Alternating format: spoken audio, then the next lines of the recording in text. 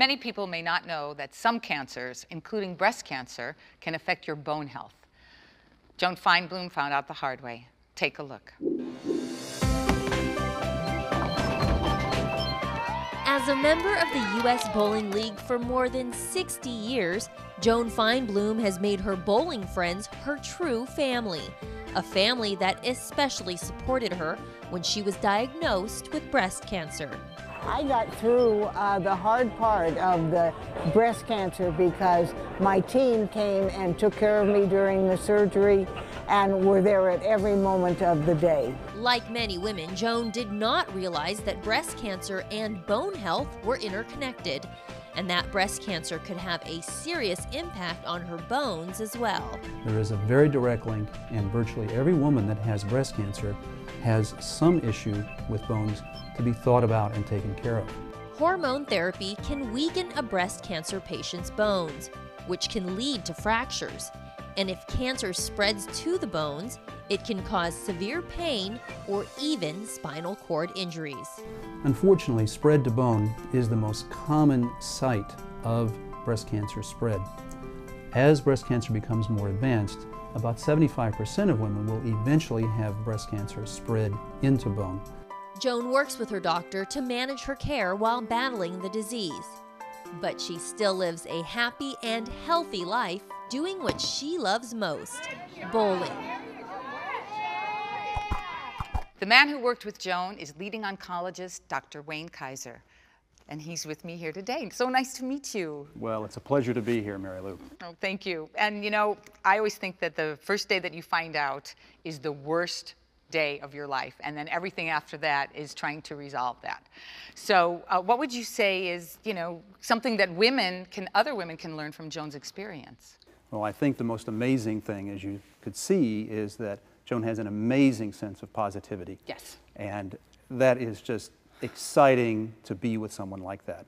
The other thing I think that Joan's case illustrates is that working together with her doctor or healthcare provider, a woman can learn to manage her breast cancer and live a happier and healthier life. Sure, because all that stress isn't going to make it any better. Yeah. So you better find some way of, you know, balancing that. I think Well, so.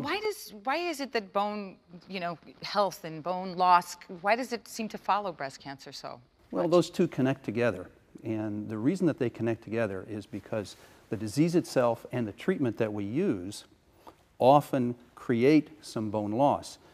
Bone loss is a natural process, and all of us have this process going on all the time. Sure, we're getting older. Getting older, and most people don't eat well to kind of maintain healthy bones. So the treatments that we use can upset that natural balance. So hormonal therapies particularly can do that.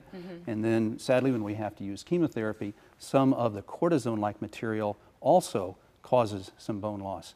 So both the treatment and the disease can cause bone loss. And a lot of women don't even know that that's what's happening. They think it's something else, I understand.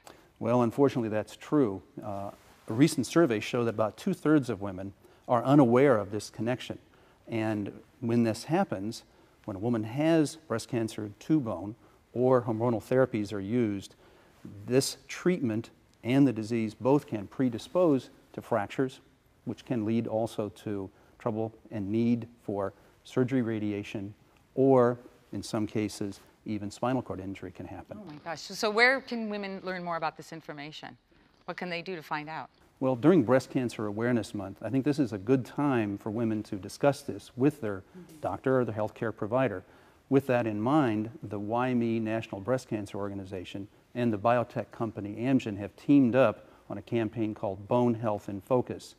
There's a website for that, and a woman can go to that, learn information, tools, resources that she can then discuss with her doctor about how to manage this. And so much of it has to do with a healthy lifestyle. So much of it, just in terms of the positive energy that we saw from Joan, the way, you know, you're supposed to eat and take care of yourself and exercise, and, you know, you've got one body. Yeah, it makes a huge difference. It does. A woman's attitude towards this, what she does in her daily life, taking calcium, vitamin D if that's necessary.